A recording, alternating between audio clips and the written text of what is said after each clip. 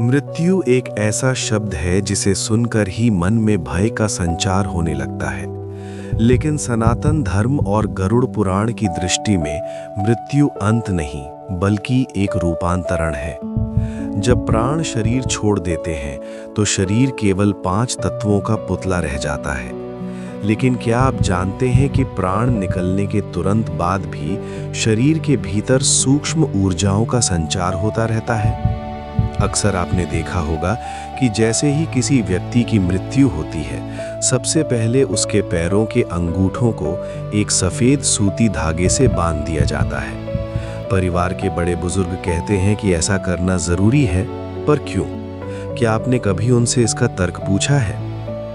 गरुड़ पुराण कहता है कि मृत्यु के पश्चात शरीर के द्वार खुले रह जाते हैं। इन द्वारों से न केवल नकारात्मक ऊर्जा प्रवेश कर सकती है, बल्कि आत्मा का मोह भी उसे वापस खींच सकता है। आज के इस विमर्श में हम एक एक कर उन सभी कारणों को स्पष्ट करेंगे जो शव यात्रा और अंतिम संस्कार की रीतियों से जुड़े हैं। गरुड़ पुराण में भगवान विष्णु और पक्षीराज गरुड़ के बीच का संवाद हमें बताता है कि जब आत्मा शरीर छोड़ती है तो वो तुरंत यमलोक नहीं जाती।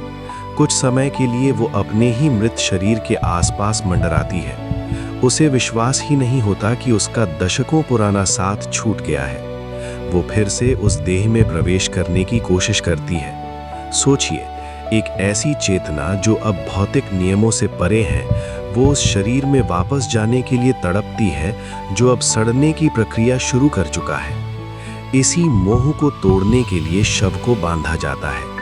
जब हाथ और पैर बांध दिए जाते हैं तो वो शरीर एक पिंजर की तरह दिखने लगता है जो अब उपयोग के योग्य नहीं रहा।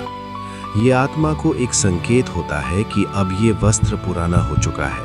अब इस बंधन को स्वीकार करो और आगे बढ़ो। यहाँ एक और महत्वपूर्ण बात समझने वाली है। गरुड़ पुराण के अनुसार यदि कोई आत्मा मोहवश दोबारा उसी मृत शरीर में प्रवेश कर जाए तो वो पिशाच योनि की ओर बढ़ सकती है। वो शरीर अब जीवित नहीं हो सकता, लेकिन एक प्रेत आत्मा के प्रभाव से उसमें विकृत गतिविधियां शुरू हो सकती हैं। क्या आपने कभी पुरानी कहानियों में सुना है कि मृत शरीर अचानक हिलने लगा? इसके पीछे आध्यात्मिक कारण यही बताया गया है कि बाहरी हवा या भटकती आत्माएं खाली पड़े शरीर का उपयोग कर सकती हैं। हाथों और पैरों को बांधना एक तरह का सुरक्षा कवच है जो उस मृत देह की मर्यादा बनाए रखता है। ये केवल एक धार्मिक क्रिया नहीं है, बल्कि उस मृत आत्मा के प्रति सम्मान भी है, ताकि वो शांति से अपनी आगे की यात्रा तय कर सके। हमें ये भी समझना होगा कि मृत्यु के बाद शरीर की पेशियां मसल्स अकड़ने लगती हैं, जिसे विज्ञान रिगर मोर्टिस कहता है। यदि शरीर को उसी समय सही मुद्रा में नहीं बांधा गया तो वो टेढ़ा मेढ़ा हो सकता है, जिससे उसे अर्थी पर ले जाना और अग्नि को समर्पित करना कठिन हो जाएगा। सनातन परंपरा कितनी वैज्ञानिक रही होगी कि उन्होंने हजारों साल पहले ही अध्यात्म के जरिए इन व्यावहारिक समस्याओं का समाधान ढूंढ लिया था। शव को सीधे और सुव्यवस्थित रखने के लिए उसे बांधना अनिवार्य माना गया है, ताकि शमशान तक की यात्रा गरिमापूर्ण रहे। शमशान और मृत्यु का स्थान ऐसी जगह है जहां ऊर्जा का स्तर बहुत ही अस्थिर होता है। गरुड़ पुराण में स्पष्ट उल्लेख है कि जैसे ही शरीर से प्राण निकलते हैं, उस स्थान पर रज और तम गुणों की अधिकता हो जाती है। कई सूक्ष्म जीव और नकारात्मक शक्तियां उस निर्जीव देह की ओर आकर्षित होती हैं। क्या आपने कभी सोचा है कि शव के पास हमेशा एक दीपक जलाकर क्यों रखा जाता है, या क्यों उसे कभी अकेला नहीं छोड़ा जाता? इसका सीधा संबंध उस निर्जीव देह की सुरक्षा से है। शव को बांधने की प्रक्रिया में उपयोग किए जाने वाले सूत का धागा भी मंत्रों और संकल्प से शुद्ध होता है। ये धागा एक सीमा रेखा की तरह काम करता है। तांत्रिक ग्रंथों और गरुड़ पुराण की व्याख्याओं में ये भी बताया गया है कि शरीर के 9 द्वार होते हैं। मृत्यु के बाद इन द्वारों से ऊर्जा का रिसाव होता है। यदि इन द्वारों को प्रतीकात्मक रूप से अनुशासित न किया जाए तो वो स्थान अशुद्ध हो जाता है। पैरों के अंगूठों को बांधने से शरीर की प्राण ऊर्जा का चक्र पूरी तरह समाप्त हो जाता है, जिससे कोई भी बाहरी दुष्ट शक्ति उस निर्जीव शरीर को माध्यम बनाकर जीवित लोगों को हानि नहीं पहुंचा पाती। यहाँ एक मनोवैज्ञानिक पहलू भी है। परिजनों के लिए अपने प्रियजन को उस अवस्था में देखना अत्यंत पीड़ादायक होता है। एक व्यवस्थित, बंधा हुआ और शांत दिखने वाला शव देखने वालों के मन में खौफ के बजाय शांति और वैराग्य पैदा करता है। अक्सर लोग पूछते हैं कि क्या वाकई आत्मा वापस आ सकती है? विज्ञान कहता है कि मस्तिष्क की मृत्यु के बाद चेतना लौट नहीं सकती, लेकिन गरुड़ पुराण कहता है कि चेतना के कई स्तर होते हैं। जब तक अंतिम संस्कार की अग्नि शरीर को स्पर्श नहीं करती, तब तक सूक्ष्म शरीर और स्थूल शरीर के बीच एक महीन तंतु, सिल्वर कॉर्ड जुड़ा रहता है। शव को बांधकर हम उस तंतु को धीरे धीरे कमजोर करते हैं। ये एक मनोवैज्ञानिक संदेश है, उस विदा होती हुई आत्मा के लिए भी और पीछे छूटे हुए परिवार के लिए भी, कि अब जुड़ाव खत्म करने का समय आ गया है। जब शव को अर्थी पर लिटाया जाता है तो उसे रस्सियों से मजबूती से बांधा जाता है। इसके पीछे एक बहुत ही व्यावहारिक कारण है। शमशान की यात्रा अक्सर ऊबड़-खाबड़ रास्तों से होकर गुजरती है। 4 कंधों पर टिके हुए शव का संतुलन बिगड़ सकता है।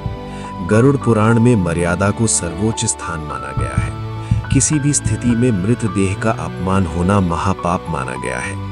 इसलिए उसे अर्थी से बांधना ये सुनिश्चित करता है कि यात्रा के दौरान शरीर स्थिर रहे। लेकिन इसके पीछे एक और गहरा दार्शनिक अर्थ है। ये बंधन इस बात का प्रतीक है कि मनुष्य जीवन भर जिन मोह माया के बंधनों में बंधा रहा, अंत में वो शरीर भी लकड़ी और रस्सी के बंधनों में बंधकर राख हो जाएगा। हम दुनिया में खाली हाथ आए थे और जब जा रहे हैं तो हमारे अपने ही हमें बांध कर ले जा रहे हैं। ये दृश्य वैराग्य उत्पन्न करने के लिए पर्याप्त है। शमशान पहुंचने के बाद चिता पर लिटाते समय इन बंधनों को खोल दिया जाता है। क्या आपने कभी गौर किया है, अग्नि देने से ठीक पहले बंधन क्यों खोले जाते हैं? गरुड़ पुराण के अनुसार जीवित रहते हुए हम कर्मों से बंधे होते हैं, लेकिन मृत्यु के बाद और अग्नि को समर्पित होने से पहले आत्मा को हर भौतिक बंधन से मुक्त होना चाहिए। चिता पर बंधन खोलना इस बात का संकेत है कि अब ये शरीर 5 तत्वों में विलीन होने के लिए स्वतंत्र है।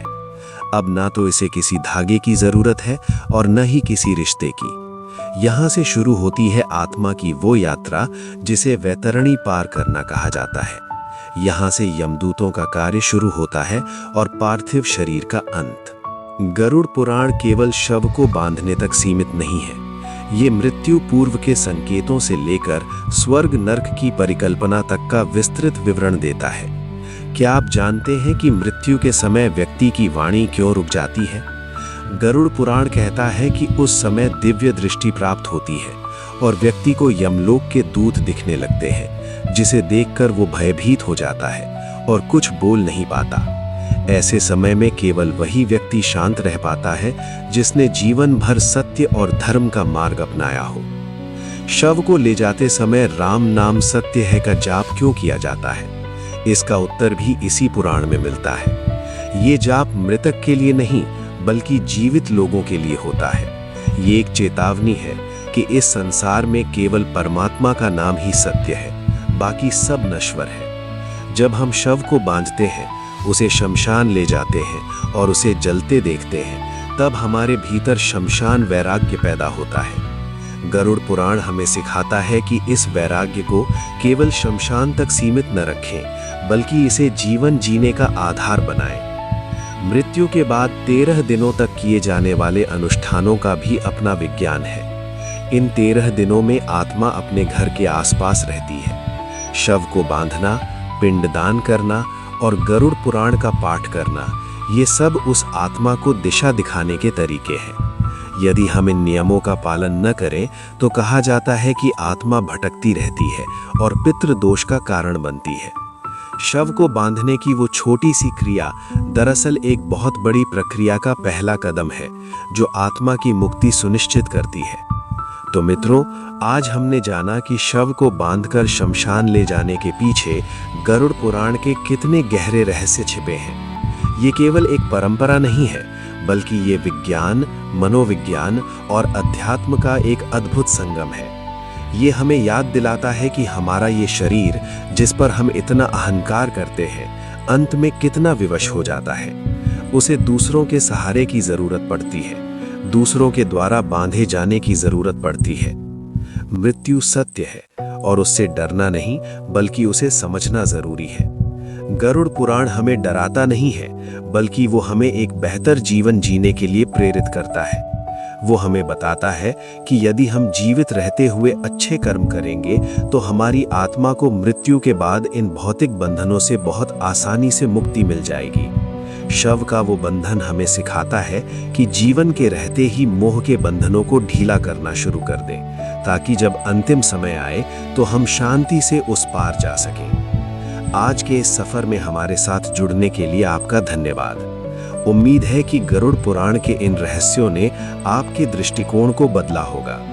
याद रखिए, अंत ही आरंभ है।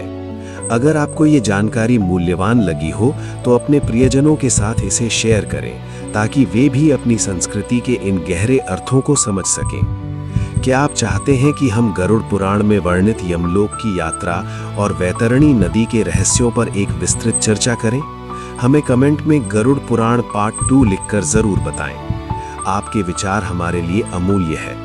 मिलते हैं अगले वीडियो में एक नए रहस्य और एक नई खोज के साथ। तब तक के लिए धर्म के मार्ग पर चलें और खुश रहें। धन्यवाद।